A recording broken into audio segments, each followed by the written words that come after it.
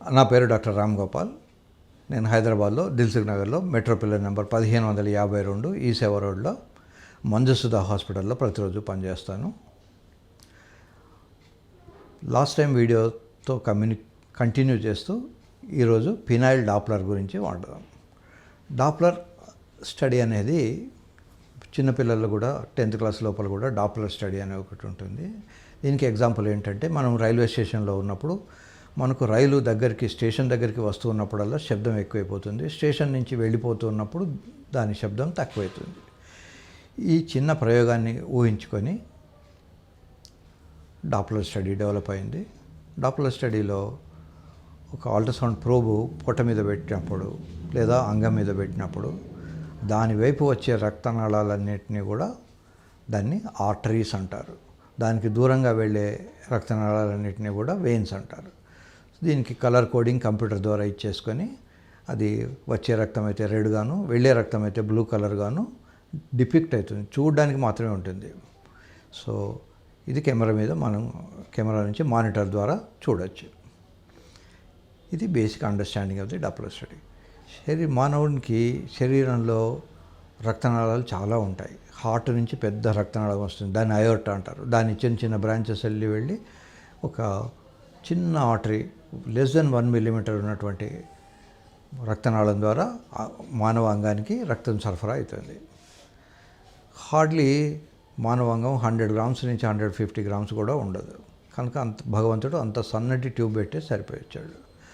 అది సుమారుగా 30-35 years రాగానే ముడుచుకుపోతుంది. దానికి సరిపోయినంత రక్తం దాని నుండి రాదు. ఈ రక్తం ఎంత వస్తుంది, ఎంత స్పీడ్గా వస్తుంది కొలవడానికి కోసమని మనం బైమిక్స్ అనే ఒక ఇంజెక్షన్ను అంగానికి ఇస్తాం. ఈ ఇంజెక్షన్ అంగానికి ఇంజెక్షన్ ఇస్తే పెయిన్ ఉంటుంది కదా అని మీరు భయపడక్కర్లేదు. ఇది చాలా సన్నటి నీడిలు. ఇన్సులిన్ సిరింజ్ మీరు విని ఉంటారు లేదా చూసి ఉంటారు. 26 నెంబర్ ఉంటుంది. దూరం నుంచి చూస్తే అసలు నీడిల్ కూడా కనిపించదు. చాలా డెలికేట్ నీడిల్తో అంగానికి ఒక ఇంజెక్షన్ ఇస్తాం. అది కూడా 1 cc కన్నా ఎక్కువ ఇయ్యము. సో బైమిక్స్ అనే మందును ఆ ఇన్సులిన్ సిరింజ్లో లోడ్ చేసుకొని అంగానికి డాక్టర్ గారు ఎక్కడ ఇవ్వాలో చూసుకొని ఇస్తారు. కొద్దిమందికి ట్యాబ్లెట్స్ ఇచ్చినా పనిచేయని వాళ్ళకు, ఎస్పెషల్లీ పెద్ద మనుషులకి ఈ ఇంజెక్షన్ ఇవ్వడం నేర్పిస్తాం. వాళ్ళే సెల్ఫ్ ఇంజెక్ట్ చేసుకొని once in a blue moon. యువకులాగా ప్రతిరోజు వాళ్ళు సెక్స్లో పాల్గొన్నారు. వాళ్ళు ఎప్పుడో కానీ చేయరు కనుక వాళ్ళకి ఎప్పుడో 2-3 monthsకి ఒకసారి ఆ ఇంజెక్షన్ తీసుకొని వాళ్ళు తృప్తి పడతారు. సో ఆ ఇంజెక్షన్ ఇచ్చిన తర్వాత వాళ్ళకు కొంత ప్రైవసీ ప్రొవైడ్ చేస్తాము. ఆడియో విజువల్ ఎయిడ్స్ ఉంటాయి, బొమ్మలు వగైరా చూసుకొని అతను చేతితో స్టిమ్యులేట్ చేసుకున్నప్పుడు హార్డ్ అవుతుంది. హార్డ్ అయినప్పుడు స్కాన్ చేస్తారు. ఇది హార్డ్ కాకముందు దీంట్లో బ్లడ్ సప్లై ఎలా ఉంది, హార్డ్ అయిన తర్వాత ఎలా ఉంది. దీనికి peak systolic velocity and diastolic velocities అనే 2 వెలాసిటీస్ ఉంటాయి. ఈ వెలాసిటీస్ సిస్టాలిక్ వెలాసిటీ కనుక 30 కన్నా తక్కువ ఉన్నా లేదా డయాస్టాలిక్ వెలాసిటీ మోర్ దాన్ 3 ఉన్నా అతనికి ఈడీ ఉన్నట్టుగా ఒక పరీక్ష. ఇది ఇండైరెక్ట్ పరీక్షనే. నేను ఇందాకే చెప్పాను, ఎరెక్టైల్ డిస్ఫంక్షన్ అనేది క్లినికల్ డయాగ్నోసిస్. ఈ ఫినైల్ డాప్లర్ అనేది 100% లిట్మస్ టెస్ట్ లాగా టెస్ట్ కాదు. అయితే కొంత ఇన్ఫర్మేషన్ మాత్రం వస్తుంది. దీన్ని ఊహించుకొని యూజువల్గా మేము ఏం చేస్తామంటే ట్యాబ్లెట్స్ ఇచ్చి చూస్తాం. పేషెంట్కు ఇంజెక్షన్ ఇచ్చినప్పుడు వచ్చిన హార్డ్నెస్ ఎంతో మనం ముట్టి చూస్తాం, లేదా దాన్ని బెండ్ అవుతుందా లేదా చూపెడతాం. బెండ్ కాకపోతే అది హార్డ్గా ఉన్నట్లు లెక్క, లేదా బొడ్డు వైపు తిరిగి ఉంటే హార్డ్గా ఉన్నట్లు లెక్క. ఈ ఇన్ఫర్మేషను అతని బ్రెయిన్లో ఉన్నప్పుడు మళ్ళీ ట్యాబ్లెట్స్ ఇచ్చి, బాబు ట్యాబ్లెట్స్ ద్వారా ఇంత హార్డ్నెస్ వస్తుందా, ఇంత డైరెక్షన్లో ఉందా అనేది చూపిస్తాం. ఒకవేళ అతను కనుక అంత హార్డ్నెస్ ఉన్నది అనుకుంటే అతను ట్యాబ్లెట్స్ వాడవచ్చు. ట్యాబ్లెట్స్ వాడినప్పటికీ అది రాకపోయినా, ఆ హార్డ్నెస్ రాకపోయినా, లేదా ఆ ట్యాబ్లెట్స్ వల్ల విపరీతంగా తలనొప్పి వచ్చి, విపరీతంగా ఒళ్ళు నొప్పులు వచ్చేసి, లేదా మొహంలో అన్ని చేంజెస్ వచ్చేసి, విజన్లో ప్రాబ్లమ్స్ వచ్చేసి, టాలరేట్ చేయలేను దీని సైడ్ ఎఫెక్ట్స్ అనుకున్న వాళ్ళకి మాత్రం సర్జరీ చేస్తాం. యూజువల్గా ఏం సర్జరీ అని మీకు అడగవచ్చు. ఇప్పుడు ఫినైల్ డాప్లర్లో మనకు 33 అని తెలిసింది. ఇప్పుడు మీరు అడగచ్చు, ప్రయాపిజం అనే ఒక కండిషన్ మేము నెట్లో చదివాం సార్, ఈ ఇంజెక్షన్ ఇస్తే ప్రయాపిజం రావచ్చు కదా, మీరు ఏం చేస్తారు అని. యూజువల్గా ఇంజెక్షన్ ఇవ్వకముందే మేము కన్సెంట్ తీసుకుంటాము. పేషెంట్కు హార్డ్నెస్ తగ్గిన తర్వాతనే మేము హాస్పిటల్ నుంచి డిశ్చార్జ్ చేస్తాము. మనకు టెస్ట్కు కావాల్సింది ఫ్యూ మినిట్స్ ఓన్లీ హార్డ్నెస్. ఒకవేళ అది న్యాచురల్గా దానిచ్చది వితిన్ 1 అవర్ కనుక తగ్గి పినిస్ మెత్తబడకపోతే దానికి ఇంకొక ఇంజెక్షన్ ఇచ్చేసి దాన్ని మెత్తబడగొట్టిన తర్వాతనే పంపిస్తాం. కనుక మీరు ఏమీ టెన్షన్ పడక్కర్లేదు. రేర్గా సికిల్ సెల్ డిసీజ్ అనే ఒక వ్యాధిలో కానీ, పాలిసైథీమియా అనే ఇంకొక వ్యాధులలో కానీ రేర్గా స్పాంటేనియస్గా కూడా ఈ ప్రయాపిజం రావచ్చు. ప్రయాపిజము ఎర్లీగా డయాగ్నోజ్ చేసుకుంటే ఊరికే ఒక ఇంజెక్షన్ ఇవ్వడం ద్వారా, ఒక నీడిల్ పెట్టడం ద్వారా కొద్దిపాటి రక్తం తీసేస్తే అది మెత్తబడిపోతుంది. ఇదే ప్రయాపిజం కనుక చాలా గంటలు కనుక చేసుంటే లోపల రక్తం అంతా గడ్డలైపోతుంది, బ్లాక్ కలర్ బఠానీ గింజల్లాగా ముద్ద అయిపోతుంది. అప్పుడు మనం నీడిల్ పెట్టినా దాన్ని బయటికి తీయలేం. దానికి చిన్న సర్జరీస్ ఉంటాయి, ఓపెన్ చేసి సెలైన్ వాష్ చేయాల్సి వస్తుంది. కనుక ఏ ప్రాబ్లం ఉన్నా కూడా సాధ్యమైనంత త్వరలో డాక్టర్తో సంప్రదించాల్సి ఉంటుంది. ఇకపోతే ఈ పీనల్ డాప్లర్ తర్వాత నెక్స్ట్ ఏంటి అంటే, మందులు పనిచేయని వాళ్ళకి మాత్రమే మనం సర్జరీ చేస్తాం. ఏం సర్జరీ అంటే పీనైల్ ఇంప్లాంట్ సర్జరీ. ఈ ఇంప్లాంట్ ఏంటో మీకు చూపెడతాను ఇప్పుడు. ఇది ఒక పెనిస్ మోడల్. ఇది యూరిన్ గొట్టము. ఈ ఆపరేషన్లో మొదట మేము మూత్రం వచ్చే గొట్టం వేసుకుంటాం. ఈ మూత్రం వచ్చే గొట్టం వేసిన తర్వాత ఇటుపక్కన కొంత ఖాళీ స్థలం ఉంది. ఈ స్థలంలో ఈ రాడ్ పెడతాం.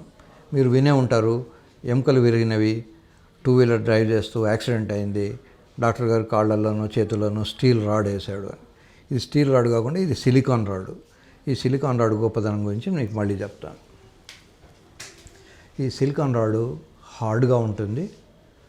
ఇది అవసరం అనుకుంటే 500 గ్రాములు బరువును కూడా మోయగలదు, అంత హార్డ్గా ఉంటుంది. ఇది ఇక్కడ వంగదు, కానీ ఇక్కడ వంగుతుంది. ఈ వంగే పోర్షన్ హింజ్ అంటాం. ఈ పీనోస్క్రోటల్ జంక్షన్ దగ్గర ఈ హింజ్ వచ్చేట్టు మేము ట్రై చేస్తాము. తర్వాత ఇది లోపలికి ఉంటుంది, ప్రాక్సిమల్ పోర్షన్ శరీరం వైపు ఉంటుంది. టోటల్ లెంత్ ఆపరేషన్ చేసినప్పుడు మెజర్ చేసుకొని ఎంత పెట్టాలి అనేది డిసైడ్ చేసి ఆ లెంత్కి పెడతాం. ఈ ఇండియన్ ఇంప్లాంటు చాలా ఫారిన్ ఇంప్లాంట్స్ కన్నా బెటర్గా ఉంది. దీని అడ్వాంటేజెస్ ఏంటి అంటే, దీనికి 2 లేయర్స్ ఉంటాయి. ఆ లేయర్స్ తీసిన తర్వాత ఇది సింపుల్ రాడే. యూజువల్గా యూరోపియన్ ఇంప్లాంట్స్ అన్నీ కూడా లావుగా ఉంటాయి. దానికి ఆ షీట్స్ లేవు కనుక దాన్ని సన్నబడగొట్టడానికి లేదు. ఎస్పెషల్లీ కార్పోరా క్యావర్నోజా బాడీ వైపు లేదా ప్రాక్సిమల్ పోర్షన్లో దీనికన్నా కూడా సన్నగా ఉంటుంది. అందుకని ఈ డిజైన్లో ఇటువైపు చాలా సన్నగా పెట్టారు. ఈ సన్నగా ఉండడం వల్ల దీన్ని ఈజీగా ఇన్సర్ట్ చేయొచ్చు.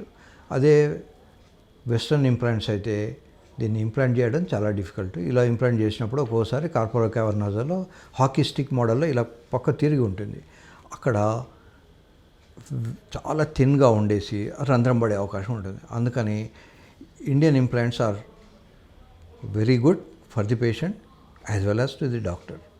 ఇద్దరికి కూడా ఇది ఉపయోగం ఉంటుంది. దీనికి ఉన్న ఒక డిసడ్వాంటేజ్ ఏంటంటే, స్పాంటేనియస్గా ఒక్కొక్కసారి బయటికి రావచ్చు.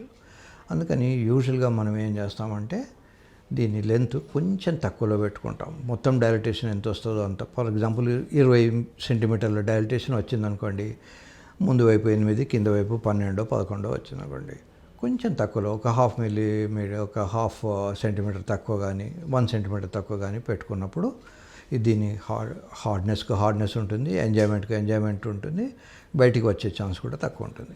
రెండో ప్రాబ్లం ఇంప్లాంట్ సర్జరీకి ఏంటంటే ఇన్ఫెక్షన్. ఈ ఇన్ఫెక్షన్ ఎస్పెషల్లీ డయాబెటీస్ ఉన్న వాళ్ళకి ప్రాబ్లమ్స్ ఉంటాయి. ఫార్చునేట్లీ డయాబెటీస్ ఉన్న వాళ్ళు కూడా చాలామంది ఇప్పుడు చేయించుకుంటున్నారు. వాళ్ళకు ప్రాబ్లమ్స్ కూడా తక్కువ ఉన్నాయి. ఎందుకు అంటే, మేము చాలా జాగ్రత్తలు తీసుకుంటాం. సర్జరీ చేసే ముందు అన్ని టెస్టులు చేసుకుంటాం. సర్జరీ అప్పుడు కూడా చాలా జాగ్రత్తలు తీసుకుంటాం. సర్జరీ అయిన తర్వాత కూడా వాళ్ళ ఇన్సులిన్ లెవెల్స్ అవన్నీ మెయింటైన్ చేస్తాం. అందుకని ప్రాబ్లమ్స్ తక్కువ ఉంటాయి. ఇప్పుడు ఈ మధ్య మనకు కొత్త దారాలు, వైఖరులు అని ఇట్లాంటి దారాలు కూడా వచ్చాయి కుట్టడానికి. కనుక వాటి వల్ల కూడా చాలా సేఫ్టీ పెరిగింది. ఈ ఇంప్లాంట్ సర్జరీ చేయించుకున్న తర్వాత 48 అవర్స్ కాగానే ఇందాక నేను చూపెట్టిన మోడల్లో ఉన్నటువంటి మూత్రంలో ఉన్నటువంటి గొట్టం తీసేస్తాం. ఒకసారి మూత్రంలో ఉన్న పైప్ తీసేసిన తర్వాత మూత్రం వస్తూ ఉంటుంది. ఆ మూత్రం వచ్చే దారి ఉంటేనే ఇంద్రియం కూడా వస్తుంది. ఈ ఆపరేషన్ చేసిన తర్వాత పిల్లలు కూడా పుట్టే అవకాశం ఉంటుంది. సో నాకు చాలామంది పేషెంట్లకు పిల్లలు కూడా కలిగారు. పినైల్ ఇంప్లాంట్ సర్జరీ చేసిన తర్వాత 6 వీక్స్ తర్వాత అతనికి సంసారానికి యోగ్యత వస్తుంది.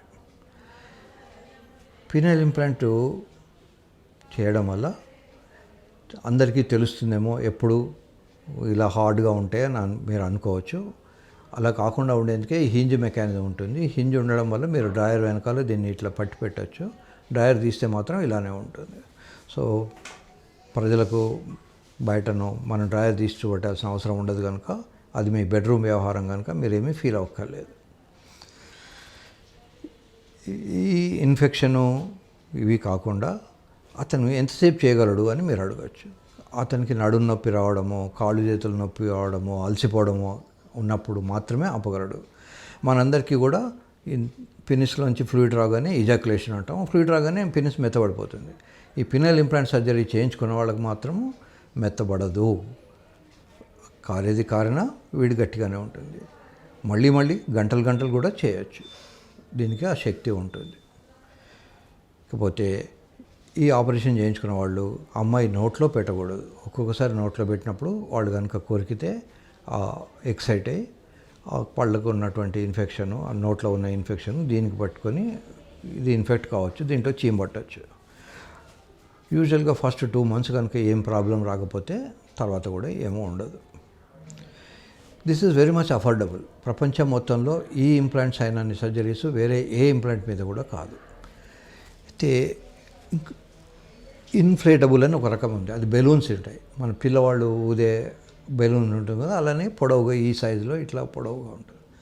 ఆ బెలూన్కు ఘాటుదనం కోసమని ఒక సిలికాన్ ఆయిల్ రిజర్వాయర్ ఉంటుంది. ఆ సిలికాన్ ఆయిల్ ఇందులోకి వచ్చేసి దీన్ని నింపేసినప్పుడు ఇది హార్డ్ అవుతుంది. మళ్ళీ 2 సార్లు స్విచ్ నొక్కితే ఆయిల్ వెనక్కి వెళ్ళిపోతుంది, అది మళ్ళీ మెత్తబడుతుంది. కానీ దాని కాస్ట్ యూజువల్గా 10 lakhs దాకా ఉంటుంది. సో ఇది 1,50,000 రూపాయల లోపల అయ్యే సర్జరీ, అది 10 లక్షల దాకా ఖర్చు అవుతుంది. ప్రస్తుతం మంచి మందులు ఉన్నాయి, తర్వాత మంచి డాక్టర్లు ఉన్నారు. షుగర్ కంట్రోల్ ఎండోక్రైనాలజిస్ట్ చాలా బాగా కంట్రోల్ చేస్తున్నారు. కనుక షుగర్ గురించిన టెన్షన్ పడక్కర్లేదు. షుగర్ ఉన్న వాళ్ళు కూడా ఈ ఆపరేషన్ చేయించుకోవచ్చు. ఈవెన్ హార్ట్ ఆపరేషన్ అయిన వాళ్ళు కూడా ఈ ఆపరేషన్ చేయించుకోవచ్చు. ఎందుకంటే ఈ ఆపరేషన్ తర్వాత ఎలాంటి మందులు వాడక్కర్లేదు. వయాగ్రా లాంటి మందులు అవసరం అసలు ఉండదు. ఇది హార్డ్గా ఉంటుంది కనుక దాని లోపలికి వెళ్ళడానికి ఎట్లాంటి అభ్యంతరము లేదు. Thank you very much for patiently listening. Next వీడియోలో ఇంకో విషయంలో మనం మాట్లాడుకుందాం.